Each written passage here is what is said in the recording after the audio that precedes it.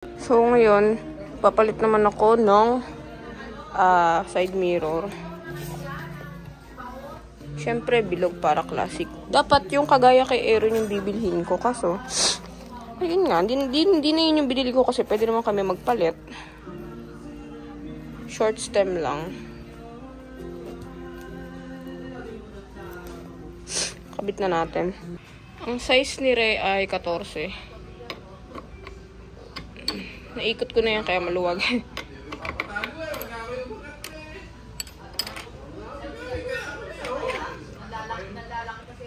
Tapos ang pang-ikot-ipa gano'n.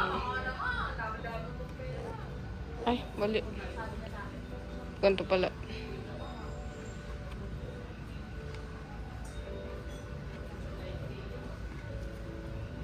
Babe, I'm leaving. Yawn. Inalis ko rin pala yung pinaka-stem niya. So, ito. Kasya ito. So, ang size pala ng ilalagay yung tornilyo ay yung ito. Tapos, andito niya ay size 6 mm. Siyempre, wag kakalimutan itong mga pang, takip.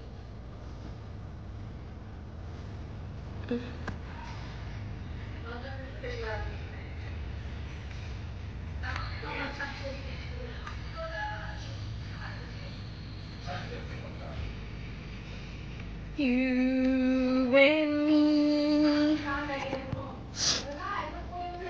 Ay, hindi pa pala nakaisalamin. Okay na. Ayan, ganito itsura sa harap. Mukhang Mickey Mouse. Tukal eh. Ito naman yung daddy mo, pikit. Pag ganitong may mga marks ng tape or like sticker ang motor nyo, ang katapat lang yan ay oil. So, kumuha ako ng cooking oil. Yan. Ito nyo, basa-basa pa yan. Tanggal yan, tamo.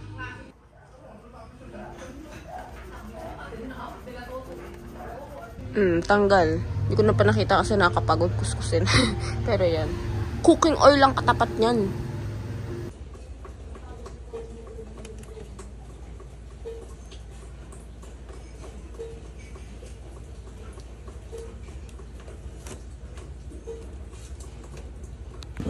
So, ngayon lang ulit tayo nakauwi ng Laguna. Ito ulit ako sa El Sol, kila kuya. Papalit tayo ng ano bang tawag dito? Silver delete ba tawag doon? Papalitan natin yung mga silver na yan. Bumili na tayo. Siyempre, saan pa ba? Sa Shopee. Yan. Tapos, ito yung sa harap. Pero buksan mo nga. Sa dibdib, kulay itim. Hahayaan ko na sana ng silver. Kaso, syempre, mas maganda kung itim din. Tagal naman buksan yan. Ayan. Itim. Tapos, smoke na lens din. Smoke na lens. Tapos, black na brake lever. And then, black na grips. Si kuya na bahala. Baklas. Kung kaya ko lang, ako nagagawa. Kaso, hirap niyan. Tapos mawawala-wala ko pa yung mga bolts.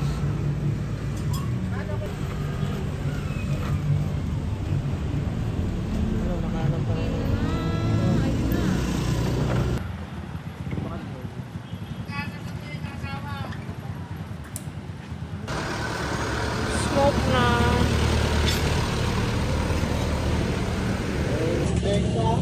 Tapos, puti na reflector din.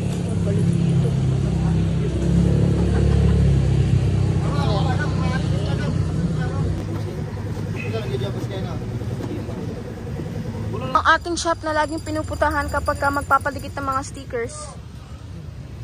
Papalagay ako ngayon ng tint para match na siya dun sa taillight na. Siyempre, unahan. Saka tong likod. Napakadumi ni Pip. Grabe. So, bumili na rin pala ako nitong floor mat Ang gagawin ko lang sana sa kanya is bibili lang ako nung ano yung kagaya sa Dio ko before. Kaso, may angat to. So, hindi siya ari. Kaya bumili tayo nito. Anong ano nito? H2C? Kung ano man yan. Ox. Nakakabit na. Hindi na nga lang matatakpan to kasi masyado siyang maliit. Hindi kasya. Ayokong pilitan kasi baka masira yung mga pang clips niya. Kaya nang ganyan. Ito na pala ang kanyang finished product. Si PIP 2.0. Ayan, nakatint na ang ating mga signal lights.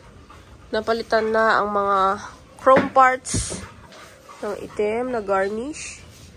Ito. Sa harap, ito pinaka-favorite ko. Napaka-pogi. Kinuha ko yung sa stock, nilagay ko dito. Adhesive lang naman yan eh. Tapos, syempre, ang ating round side mirror. Itim na grips. Itim na brake levers. Pero yung itsurahang stock lang din. Itim. Tapos dito sa likod ang ating smoke tail light. Saka pinatint na rin nga natin ang ating signal lights. Saka black garnish nito. Also, pinalitan ko rin yung dito. Red yan dati. White na ngayon. Sobrang simple. So, ang kulang na lang nito sa akin ay ito. Yun. Matte black natin ito. Sheesh. Tapos, balak kong idikit to para magkaroon naman siya ng kahit papanong color. Dito. Bagay. Tapos, Japanese character pa yan. Pero, ito kasi, sa Dio ko to eh. Mga natirang sticker ko sa Dio. So, hindi ko pa siya natatranslate. Pero wala naman nakalagay na Yamaha or Honda or what.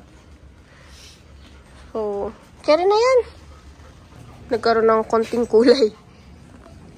Bagay. Yung itong aso nasa taas ng taxi.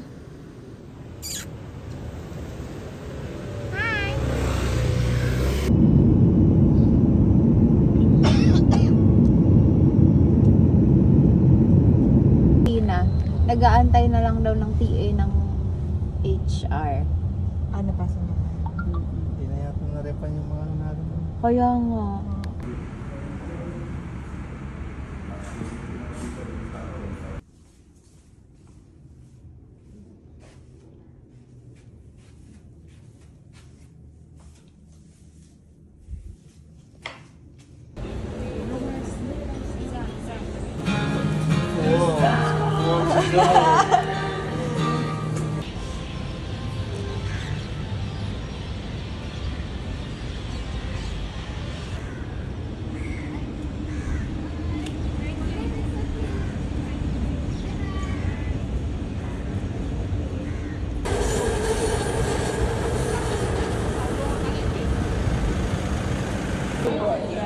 Halang dami na ata.